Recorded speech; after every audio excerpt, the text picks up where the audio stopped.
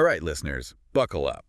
We're diving deep into the book of Sirach today. Yeah, Sirach. We're talking about ancient wisdom and practical advice for life. You know, kind of a timeless treasure chest of insights, really. It is. From a scholar who wrestled with life's big questions way back in the 2nd century BC. It's amazing, isn't it? Yeah. How relevant his teachings still feel even after all these centuries. Like, this guy lived in a completely different world. Totally. But his take on human nature, Yes. relationships, striving for a good life, it's surprisingly timeless. It is. So where do we even begin with a book this packed with wisdom? Well, he kicks things off with a pretty powerful statement, actually. Okay. To fear the Lord is the beginning of wisdom.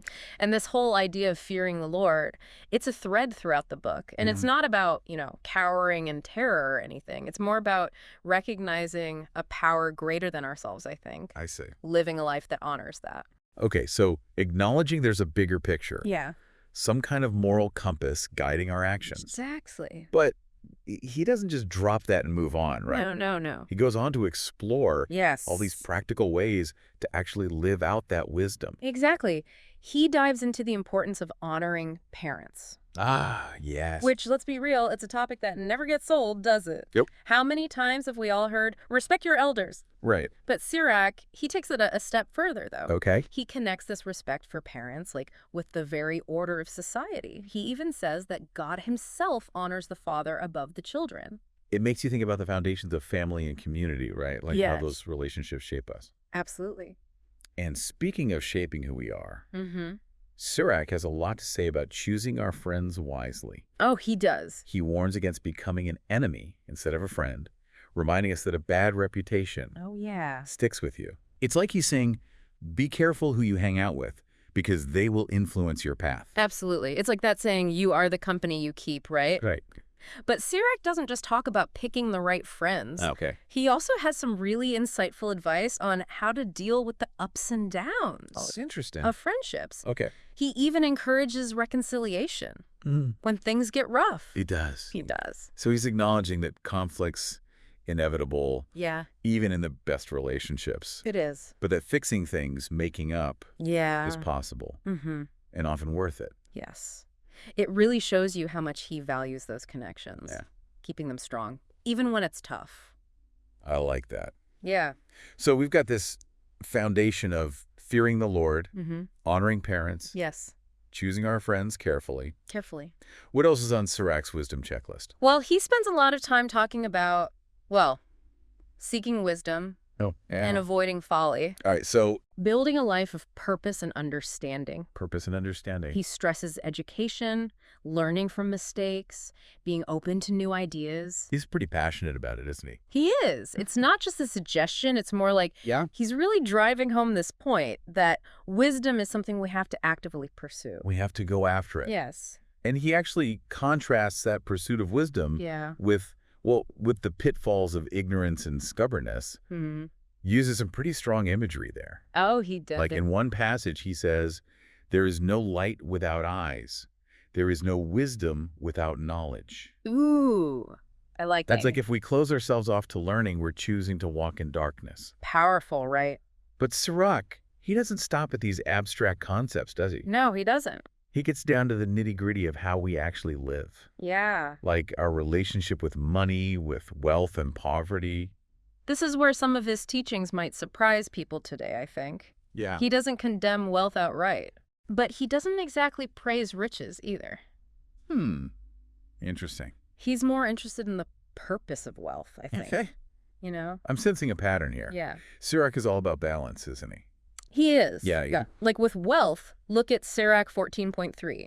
Okay. He asks, riches are not appropriate for a stingy person. Right. What would a miser do with money? Good point. It makes you think, doesn't it? Yeah. About what money is actually for. Yeah. Is it meant to be hoarded? Or is it meant to be used for something good? And he makes it clear that a truly blessed life isn't necessarily about how much money you have. Right. Sirach 31.8. Okay. Blessed is the rich person who is found blameless and who doesn't go after gold. So it's about character, Mm-hmm. not about your bank account. Exactly. And then, of course, you've got the other side of that. Yeah. Poverty. Mm-hmm. Sirach doesn't shy away from that either. He doesn't. He encourages generosity, helping those in need. Like Sirach 29.1 says, he who shows mercy will lend to his neighbor. Yes. He who strengthens him with his hand keeps the commandments. It's beautiful. Compassion and action going hand in hand. So it's not just about having money, it's about how you use it. Exactly. Generosity is a key ingredient, according to Sirach. Which actually connects to this next big thing in Sirach. Okay. The power of our words. Oh, yes. He has some strong feelings about lying, about slander, right? He does. He emphasizes how much damage words can do. It's like a weapon, he says. He compares a liar to a thief, actually. Wow. Saying they're both headed for destruction. Really? Yeah. It's a pretty stark warning about dishonesty. It is. And Sirach 28.18 is pretty chilling. What's that? It says, many have fallen by the edge of the sword, yet not so many as those who have fallen because of the tongue. It's almost eerie. Yeah. How relevant that feels now. I know, right? With social media and how fast misinformation spreads. Right. It's like he's foreshadowing online bullying. All the harm that careless words can cause. Yeah. Speaks to how timeless these ancient texts really are. I think so too. Human nature hasn't changed that much. No. We still struggle with those same temptations. You do. Same struggles with what we say. Yeah. Speaking of struggles, Sirach dives into this age-old battle. Pride versus humility. Oh, yes. It's a theme in wisdom literature across so many cultures. What's Sirach's take? He calls pride hateful before God and men and links it to arrogance. Interesting. It's like he's saying true wisdom needs a good dose of humility, recognizing our limits. Our place in the grand scheme of things. Exactly. So it's not just about avoiding bad behavior. It's about mindset. Cultivating a certain mindset of humility. Yeah. Admitting we don't have all the answers. Absolutely. And this ties into another theme he explores. Yeah. How we view death and mourning. Oh, yes. He actually presents some contrasting views there. He does. Acknowledging that death can be experienced so differently. Right. Depending on your life circumstances. It's fascinating, isn't it? Yeah. What are some of the different perspectives he gives? Well, he points out that for those who've had a good life, a full life, a prosperous life, even death can be this bitter reminder of everything they're leaving behind. Of everything they're losing. Sirach 41.1 even calls it a bitter memory. Wow. But then he contrasts this with the perspective of someone who's really struggled in life. Interesting. Suggesting that death might actually be seen as a welcome relief from all the suffering. So it's about how our experiences shape our whole view of life and death. It's like he's saying death itself isn't good or bad. Right. But our perception of it, it's shaped by the life we've lived. Wow, there's a lot to unpack there. There is. We've only scratched the surface of Sirach's wisdom here. But we've covered a good amount of ground. We have. Just in these first few chapters. Yeah. What awaits us as we go deeper into this ancient text? Oh, he still has a lot to say about marriage, women, forgiveness. Wow. Even the afterlife. Get ready for some thought-provoking stuff. Get ready. And maybe even a few surprises. Oh, yeah. Welcome back to our deep dive into the wisdom of Sirach. We were just talking about how our experiences shape our views on life and death, remember? It is amazing how Sirach takes these big ideas, these philosophical ideas, and then he weaves in such practical advice for everyday living. Absolutely. That's what makes Sirach so unique, Right. Blends the spiritual and the practical, Yeah. offers guidance on just about everything. Yeah, like choosing a spouse, managing money. So let's talk about marriage. What does Sirach have to say about finding a partner and building a strong relationship? Well, he's all about choosing wisely, that's for sure. Okay. He even says, a silent woman is a gift from the Lord. But before we get too hung up on the literal meaning there, Right. we got to remember the context. Of course. Different times, different world. Totally different expectations for women back then. So what's the underlying message? It seems like he's emphasizing compatibility, shared values in a marriage. So finding someone who really gets you. Yeah, and complements your personality. Making for a more harmonious relationship. Right. And he also talks about mutual respect, right? Oh, yeah. Understanding in a marriage. He does. He advises husbands to be considerate of their wives, recognize their strengths, what they bring to the family, and encourages wives to be supportive of their husbands, recognizing their role as head of the household. So it's about a balanced partnership. Yeah, even within those societal structures of his time. Yeah, trying to create a vision of harmony. Mm-hmm. And he's real about the challenges, too, you know. Oh, yeah. Doesn't pretend it's all sunshine and roses. Disagreements happen. Oh, they do. How do you deal with that? Well, he says it's important to resolve conflicts peacefully. Okay. Keep that family unit strong.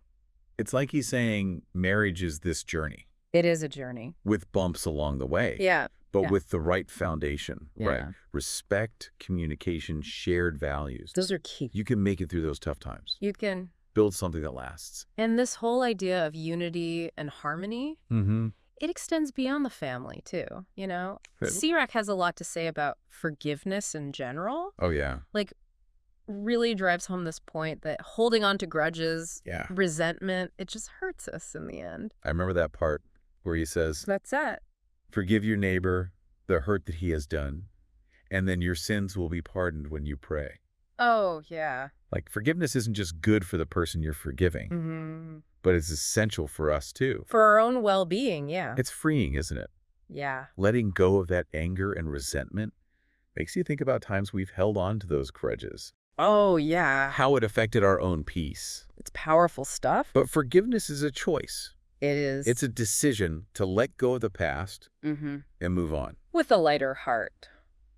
So, we've covered marriage, forgiveness, even touched on Sirach's views on women. Yeah. What else is in store? Well, Sirach, he goes deep into some really interesting things. Okay, like what? Wealth and poverty, work and craftsmanship, even leadership and the afterlife. We've got a lot to uncover. We do. So get ready for more thought-provoking insights. All right, let's do it. As we dig deeper into the mind of this ancient sage. We've been on quite the journey with Sirach, haven't we? From marriage and harmony to forgiveness and letting go. It's amazing what he covers. I know, right? Oh. Like, just now we were talking about his views on marriage. Yeah. And the importance of harmony, right? But then he shifts gears and talks about wealth and poverty. Oh, yeah. Offering some really interesting perspectives. Right. About what riches really are. It's that balance again, isn't it? Yeah. Doesn't condemn wealth. No. But doesn't glorify it either. More about how our relationship with money shapes us. You know? Our character. Yeah, and our choices. And I like how he makes us think about the purpose of it all. What's money for, right? Right. Is it to be hoarded, protected, or used for good? He seems to lean toward the latter, for sure. Yeah. Emphasizes generosity, especially toward those who have less. He even says, he who shows mercy will lend to his neighbor. He who strengthens him with his hand keeps the commandments. That's a good one. That's like kindness and generosity are connected to something bigger. To a deeper spiritual connection. That's a beautiful way to think about it. It is. It's not just giving because you have to. It's about compassion, connection. And it goes beyond just money, too, you know? He talks about generosity with our time, our skills, using what we're good at to help others. Which brings us to his thoughts on work and craftsmanship. Oh, yeah. He really appreciates the dignity of all kinds of work, doesn't he? He does. There's that whole section where he celebrates different professions. Farmers, blacksmiths, scribes, physicians. Right. He sees value in every craft. Yes. Recognizing the skill, the dedication to create something. It's like he's saying that every job, no matter how simple, can be meaningful. It can. Can contribute to the greater good. Absolutely. I love that. He even suggests work can be like a form of worship, expressing our creativity, you know, serving others. Which leads us to his thoughts on leadership. Oh, yes. He's got some strong opinions on what makes a good leader. Justice, wisdom, humility. Those are the key ingredients. Essential for anyone in a position of power. Right. It's about serving the people. Yeah. Not about personal gain.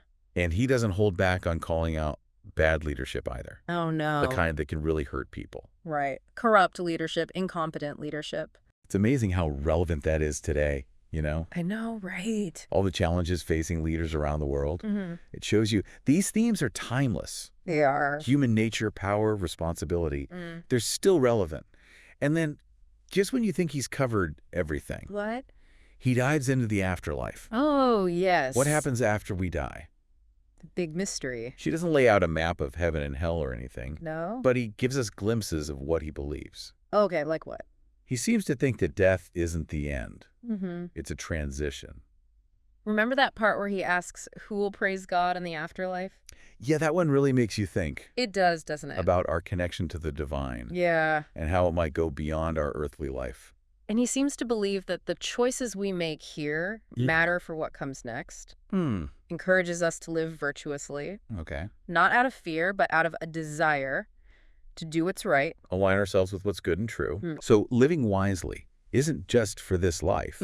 It's about preparing for what comes after. Exactly. And that leads us to one of his most powerful messages. Okay. Passing our wisdom on. To the next generation. Yeah. He actually ends the book by talking about this, He does reflecting on his life's work, that. urging his readers to take his teachings. Yeah. Apply them. And share them. Yes. Like passing the torch. I like that. Recognizing that wisdom is a gift to be shared. A gift to be passed down through the ages. It's a beautiful way to end this journey through Sirach. It is. He's giving us more than rules or sayings. Yeah. He's giving us a guide to living a good life. And it's incredible how even after 2,000 years, I know. so much of it still rings true. Yeah, it really shows you the power of wisdom, how it transcends time and culture. Sirach's insights on human nature, relationships, living a good life, Yeah. they're as relevant today as they were back then. So, as we wrap up our deep dive into Sirach, what's the one thing you want our listeners to take away? I think his biggest message is that wisdom is a journey, Okay. a lifelong pursuit. And it's for everyone, Not just scholars. Not just scholars. Not just religious figures. It's for everyday people. Who want to live a meaningful life.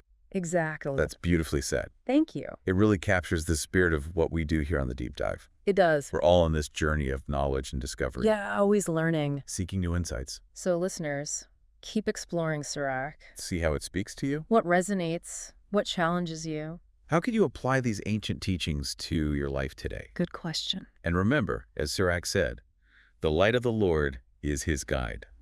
Beautiful. May that light guide you on your own journey of wisdom. Thank you for joining us on this deep dive. Until next time, keep seeking, keep questioning, and keep diving deep.